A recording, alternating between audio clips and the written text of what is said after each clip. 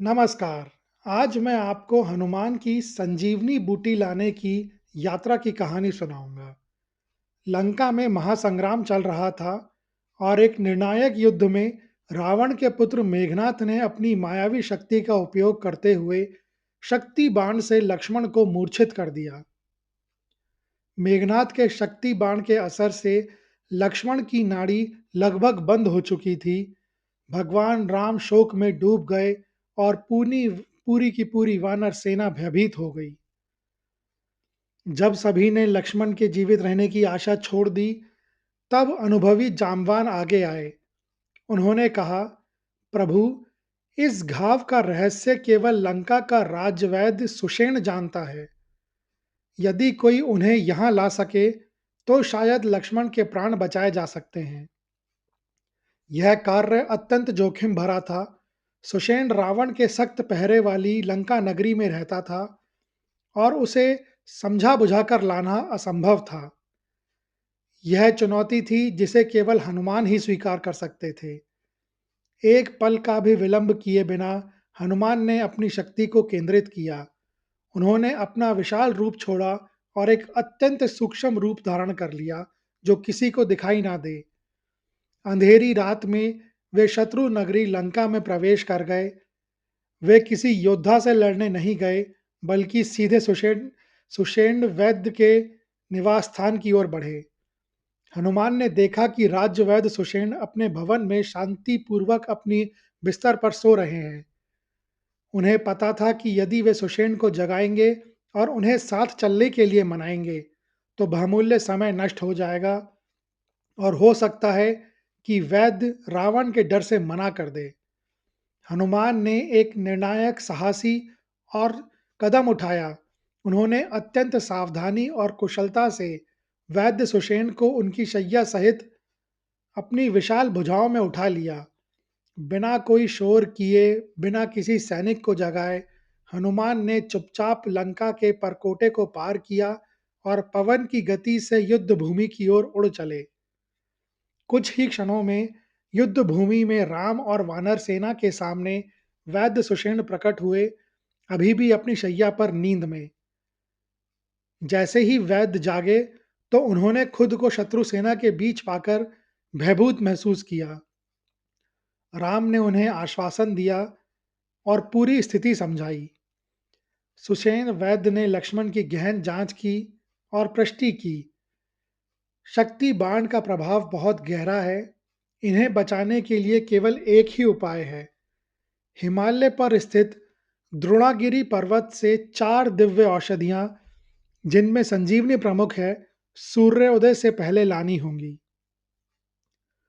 हनुमान लक्ष्मण के प्राण बचाने के लिए तुरंत वायु की गति से हिमालय की ओर उड़ चले।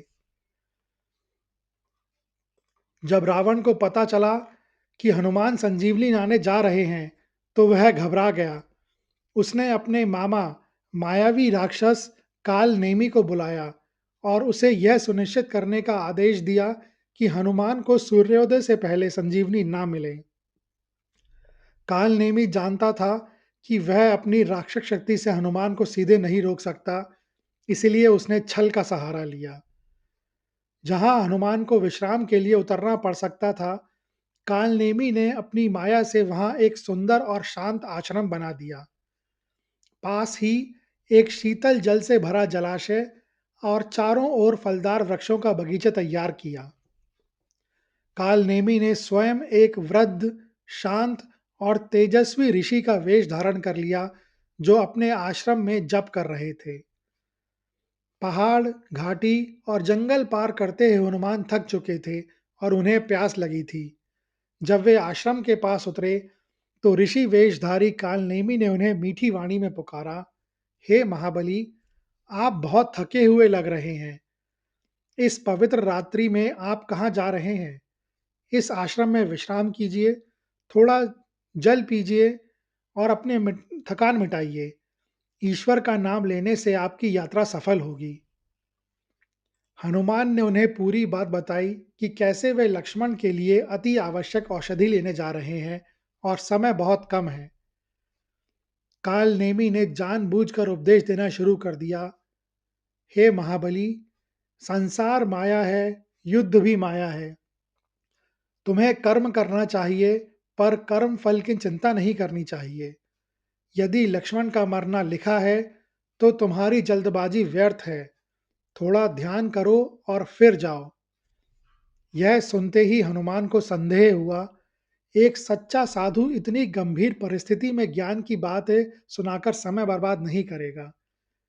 परंतु हनुमान ने ऋषि का सम्मान रखते हुए जल पीने की इच्छा जताई। वे सरोवर की ओर बढ़े। जैसे ही वे जल पीने के लिए झुके, जलाशय के भीतर से एक विशाल मकड़ी यानी मगरमच्छ निकली और उसने जोर से हनुमान का पैर पकड़ लिया।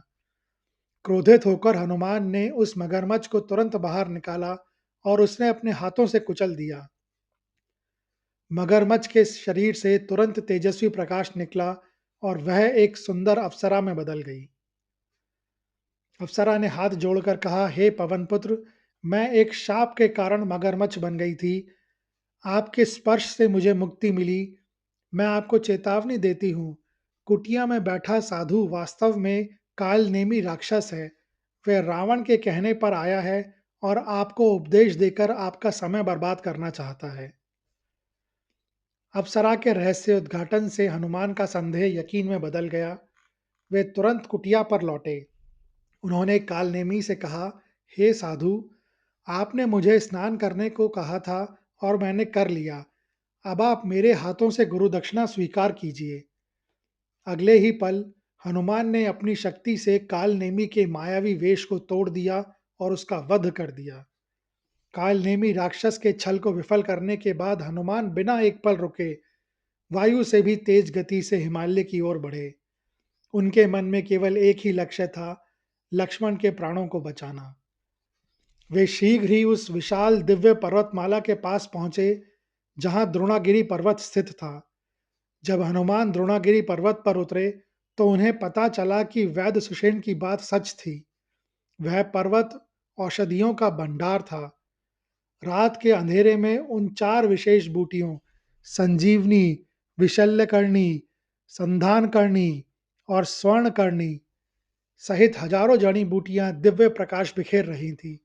समस्या यह थी कि हनुमान केवल वीर थे, परंतु वो वैद्य नहीं थे। वे संजीवनी बूटी को उन असंख्य चमकती हुई जड़ी बूटियों के बीच पहचान नहीं पाए। उन्हें ज्ञात था कि सूर्योदय होने वाला है। यदि सूर्य की पहली किरण धरती पर पड़ गई तो लक्ष्मण के प्राण चले जाएंगे। समय हाथ से निकल रहा था और खोजने में एक क्षण की भी देरी करना लक्ष्मण के जीवन को दांव पर लगाने जैसा था। इस विकट परिस्थिति में हनुमान ने अपनी अतुलनीय शक्ति और निर्णायक बुद्धि का परिचय दिया। उन्होंने सोचा, यदि मैं एक बूटी नहीं पहचान सकता तो मैं उन सभी बूटियों को क्यों न ले चलूं। उन्होंने तुरंत अपना विशाल रूप धारण किया। अपने वज्र सी मजबूत भुजाओं को द्रोणागिरी पर्वत के एक बड़े औषधि भरे हिस्से के नीचे डाला और घोर गर्जना के साथ उस पूरे भाग को जड़ों सहित उखाड़ लिया।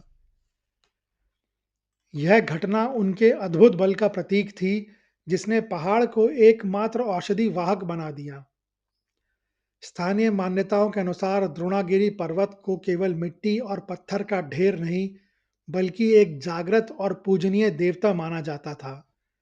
जब हनुमान ने पर्वत को उखाड़ा तो उस पर्वत में निवास कर रहे संरक्षक देवता को अत्यंत दुख और अपमान महसूस हुआ। उन्हें लगा कि वह एक महान कारण के लिए भी उन्हें एक निर्जीव वस्तु की तरह उठा लिया गया और उनकी पवित्रता को भंग किया गया। उन्होंने इसे अपनी चोरी और शक्तियों का अनादर समझा। इस घटना के परिणाम स्वरूप उत्तराखंड के द्रोणागिरी गांव में आज भी एक अनोखी परंपरा कायम है। गांव के लोग पर्वत देवता का सम्मान करते हैं, लेकिन वे हनुमान द्वारा किए गए पर्वत के अपमान के कारण आज भी हनुमान की पूजा नहीं करते और कुछ स्थानों पर तो उनके मंदिर भी नहीं हैं। द्रोणागिरी पर्वत का एक विशाल हिस्सा अपनी छाती से लगाए हुए हनुमान वायु की गति से लंका की ओर वापस उड़ चले। उन्हें एक पल का भी विश्राम नहीं था, क्योंकि सूर्योदय निकट था और लक्ष्मण के प्राण संकट में थे। पर्वत लेकर उड़ते समय हनुमान का रास्ता अयोध्या नगरी के ऊपर से होकर गुजरा। उस समय अयोध्या में भगवान राम के छोटे भाई भरत अयोध्या से दूर नंदीग्राम में राम की चरण पादुकाएं रखकर तपस्या कर रहे थे और राजकाज संभाल रहे थे। वे अपने भ्राता राम के वियोग में लीन थे, लेकिन उनकी आंखें सदैव अयोध्या की सुरक्षा के लिए चौकस रहती थीं। भरत ने रात के अंधेरे में आकाश की ओर देखा। उन्हें वहां एक विशालकाय काले बादल के समान उड़ती हुई आकृति दिखाई दी, जो एक बड़ा पहाड़ लिए जा रही थी। भरत को लगा कि यह कोई राक्षस है जो अयोध्या पर हमला करने या कोई अनिष्ट करने आया है। कर्तव्यनिष्ठ भरत ने बिना किसी विलंब के अपनी नगरी की रक्षा के लिए उस विशाल आकृति पर निशाना साधा। उन्होंने अपने तरकश से एक शक्तिशाली बाण निकाला और उसे चला दिया। वह बाण इतना सटीक और प्रचंड था कि वह सीधे हनुमान के शरीर पर लगा। बाण के वार से हनुमान तुरंत मूर्छित हो गए और विशाल द्रोणागिरी पर्वत सहित धरती पर गिर पड़े। क्योंकि वह बाण भरत के हृदय में बसे राम के नाम से युक्त था, इसलिए यह हनुमान के प्राण नहीं ले सका, लेकिन उन्हें गहरे सदमे में डाल दिया। जब भरत उस स्थान पर पहुंचे जहां वह विशालकाय आकृति गिरी थी, तो उन्होंने देखा एक विशालकाय वानर। कुछ क्षणों बाद हनुमान को होश आया। भरत ने उनसे पूछा कि वे कौन हैं और इतना बड़ा पर्वत क्यों ले जा रहे हैं। हनुमान ने अत्यंत दुख के साथ पूरी बात सुनाई। लंका में लक्ष्मण का मूर्छित होना और स्वयं उनका संजीवनी बूटी लेकर जाना। यह सुनकर भरत को असीम दुख और पश्चाताप हुआ। उन्होंने अनजाने में उस व्यक्ति को घायल कर दिया जो उनके प्रिय भाई के प्राण बचाने के लिए इतनी दूर से तपस्या कर रहा है। भरत ने तुरंत क्षमा याचना की और हनुमान से कहा, हे पवन पुत्र, मैं अज्ञानतावश आपका अपराधी हूँ। मेरे इस बाण को भूल जाइए, आप चिंता ना करें। मैं अपने एक बाण को आदेश देता हूँ कि वह आपको, आपके पर्वत को और मेरी भक्ति की शक्ति को लेकर पल भर में लंका पहुंचा दे, ताकि तनिक भी विलंब ना हो। यह भरत का अद्वितीय प्रेम और त्याग था। हनुमान ने भरत के प्रेम और उनकी शक्ति को प्रणाम किया, लेकिन अपनी ही गति से उड़कर जाने का निश्चय किया। भरत ने प्रेम से उनके घाव पर मरहम लगाया और उनसे शीघ्र प्रस्थान करने का आग्रह किया। भरत से विदा लेकर हनुमान ने अपनी शक्ति को समेटा और द्रोणागिरी पर्वत को लेकर लंका की ओर अंतिम और सबसे तेज उड़ान भरी। सूर्य क्षितिज पर आने को तैयार था और समय तेजी से बीता जा रहा था। इधर लंका में रावण तक खबर पहुंची कि हनुमान संजीवनी लेकर आ रहे हैं। रावण ने सोचा, मुझे किसी भी तरह सूर्योदय शीघ्र कराना होगा। रावण ने स्वयं सूर्य देव को विवश किया कि वे निश्चित समय से पहले उदय हो जाएं। जब हनुमान लंका के करीब पहुंचे तो उन्होंने देखा कि पूर्व दिशा का आकाश लाल होने लगा है। सूर्य अपनी सामान्य गति से उदय हो रहे हैं। सूर्यदेव का रथ मानो समय से भी आगे दौड़ रहा हो। हनुमान के मस्तिष्क में वैद्य की शर्त गूंज उठी, सूर्य उदय से पूर्व। यदि सूर्य उदय हो गया तो सब व्यर्थ। तब हनुमान ने आकाश में ही सूर्यदेव को रोकते हुए अपनी वीरता में विनम्रता का स्वर मिलाया। हे सूर्यदेव, इतना याद रहे, संकट एक सूर्य वंश पर है। लंका के नीच राहु द्वारा आघात दिनेश अंश पर है।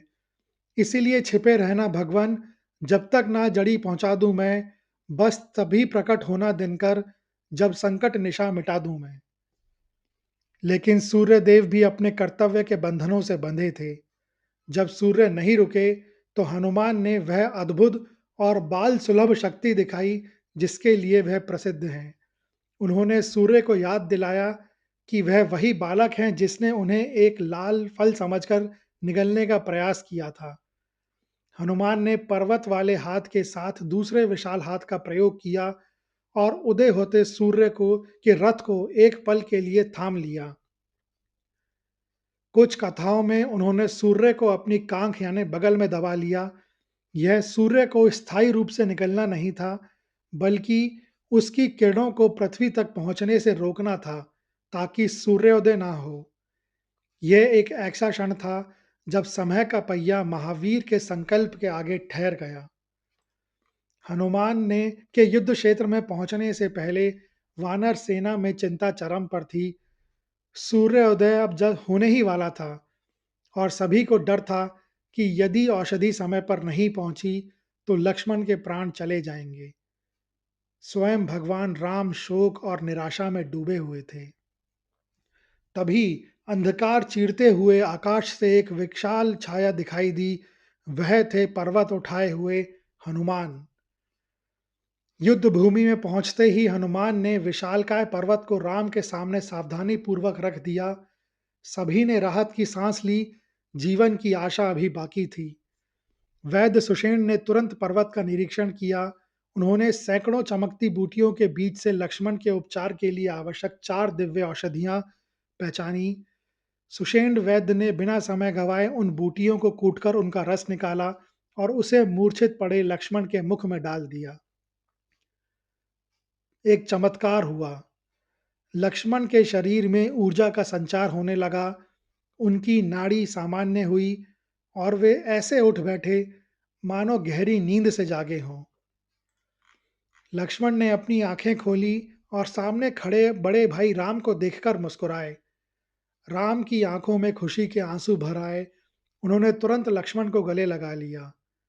युद्ध भूमि में खुशी और जयकार की लहर दौड़ गई। वानर सेना ने हनुमान के बल, बुद्धि और भक्ति की जय जयकार करना शुरू कर दिया। राम ने हनुमान को प्रेम से गले लगाया और कहा, हनुमान, आज तुमने केवल लक्ष्मण के प्राण नहीं बचाए, बल्कि मेरी आशा और धर्म की स्थापना को भी बचाया है। तुम्हारा यह ऋण मैं कभी नहीं चुका पाऊंगा। इस प्रकार हनुमान की संजीवनी यात्रा का उद्देश्य पूरा हुआ और उन्होंने अपने आराध्य भगवान राम की इच्छा को पूरा करके भक्ति का सर्वोच्च आदर्श स्थापित किया। यह कहानी सुनने के लिए धन्यवाद। अगर आपको यह कहानी अच्छी लगी हो तो कृपया इस वीडियो को ज़्यादा से ज़्यादा लोगों के साथ शेयर करें, लाइक करें व चैनल को सब्सक्राइब करें। कमेंट्स बॉक्स में लिखें, जय श्री राम, जय हनुमान।